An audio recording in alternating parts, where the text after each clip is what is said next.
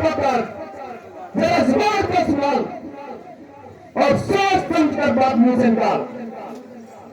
जब तू झांव पर कैद है और मेरे हाथ में तेरा सिया खेद है, तो क्या तुझे वापस जाने की भी उम्मीद है? सीता की उम्मीद तो बरकरार, अब तो वो तेरी तरफ से भी हाथ जोड़ते और समझ ले कि तुझको आज ही रोक दे, क्योंकि तुम बिना शक मौत के मेहमान हो चुके और इस खेत में अपनी जान खो चुके। जिनकी मायनों पे तो बात की तरह भी करता है और बार बार 1.5 फुट चौड़ा मुंह हिलाता है, उनको तो मैं अच्छी तरह जानता हूं। एक तो वो खानापेश रामचंद्र और लक्ष्मण, दूसरा साथी कौन मेरा सुग्रीव, अक्कर का दुश्मन। अपनी स्त्री के लिए तो आज तक रोता फिरा और जंगलों में हैरान होता फिरा। ऐसा बहादुर था तो उस पर क्यों न तलवार संभाली और बाली से क्यों न अपनी स्त्री चुरा ली। कहीं की ईद पति का रोड़ा, भानुमती में कुंभा जोड़ा। 100 आदमी इधर उधर किट्ठे दिए और रावण से मुकाबला करने के मंसूबे बांध दिए।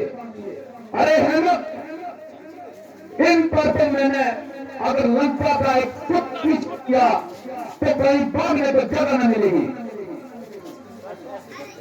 सच है कि जब किसी इंसान की बुरी घड़ी आती है तो उसकी आदत खुद ब खुद उल्टी हो जाती है।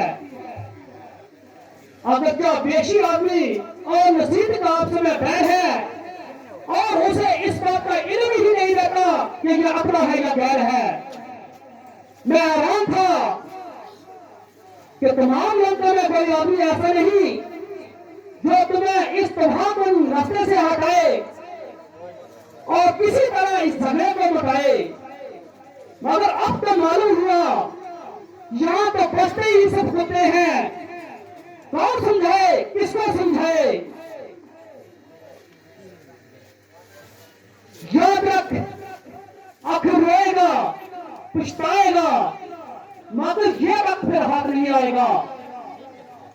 मैं नहीं कहता कि तू किसी इंसान से कर, लेकिन परमात्मा का तो कुछ खोज कर और इस कदर जरूर होकर न मर। दंड देने के लिए परमात्मा स्वयं नहीं आते, बल्कि जब तेरे जैसे किसी पापी को कष्ट देना हो तो वो कोई ना कोई जरिया ऐसा ही बनाते हैं।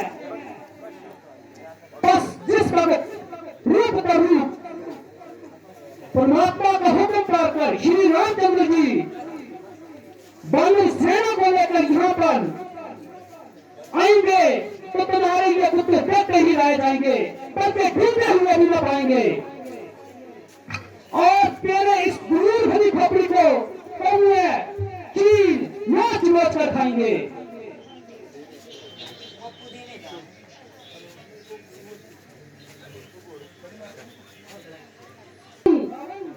तेरा ये फजूल ख्याल है, मेरी तरफ उंगली उठाने की किसकी मजाल है? शायद तू इसलिए भूल रहा है कि मेघनाथ मुझे पकड़ कर लाया और जाते ही जरूर में पकड़ कर लाया, मगर ये तेरी सरासर हम है और मेघनाथ बेचारे की ये कहां ताकत है। अगर चाहता तो उन जजीरों को झगड़े में तोड़ डालता और तेरे इस बादल को पूरी पकड़ कर झोड़ देता, मगर मैं खुद चाहता था कि किसी तरह तुझ तक पहुंच जाऊं, तुझको समझा बुझाकर इस बुनियादी के रास्ते से हटाऊं, मगर अफसोस कि मेरी मेहनत रायगा गई और बात वही की वही रही। भाड़ में पड़े तुम्हारी लंका और चूल्हे में पड़े तू। नहीं शरारत से बाज आता, नहीं शरारत से बाज आता, जुबान इतनी चला रहा है, मेरी इज्जत व आबरू को तू हाथ में यूं ही मिला रहा है। इज्जत हरमत को आपने कोई कसूर मेरा बतला रहा है, इज्जत हरमत को आपने कोई कसूर मेरा बतला रहा है। अजब तमाशा है यारो, जवाना ही आ रहा है। अरे नालायक, अरे नालायक, बता तू मुझको, तू खुद किसका खा रहा है? मैं वो बड़ा हूँ जिसके भय से खाल भी तो खौफ खा रहा है। लोग खुद ही देख लेंगे तू इतना क्यों तलमला रहा है, लोग खुद ही देख लेंगे तू क्यों तलमला रहा है। कल जो खाता था खौफ जिसका आज जो उसको खा रहा है। हुआ मैं जितना नरम, हुआ मैं जितना नरम, तो उतना जमीन सर पर उठा रहा है। अरे ओ बेहुदे, तो उसका मुझ पर तसल्लुत अपना जमा रहा है।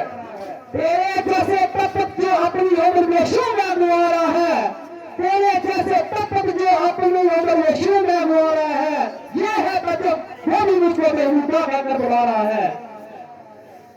ना मैंने जब तक उठाई खंजर, ना मैंने जब तक उठाई खंजर, तब तक क्या चला रहा है। अरे बेहुदे, तू अपने खातर ही, अपने खातर आदम का रास्ता बना रहा है। चंद में ये होगा चच्चा वो दिन भी नजदीक आ रहा है, चंद दिन में होगा चच्चा वो दिन भी नजदीक आ रहा है। कहेगी दुनिया, कहेगी दुनिया, वो देखो वो जनाजा रावण का जा रहा है।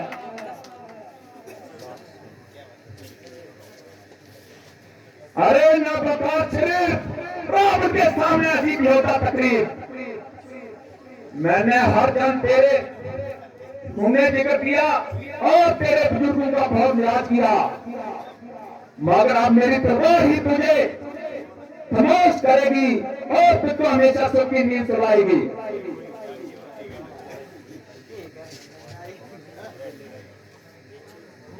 भाई साहब जरा तहमीर कीजिए, ये फाइल आपकी शान के सरासर खिलाफ है।